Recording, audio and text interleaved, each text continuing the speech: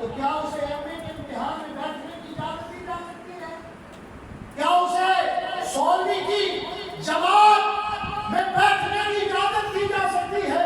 تو جواب آئے گا جناب اس نے تو 10ویں کا امتحان پاس نہیں کیا تو وہ 16ویں جماعت میں کیسے بیٹھ سکتا ہے؟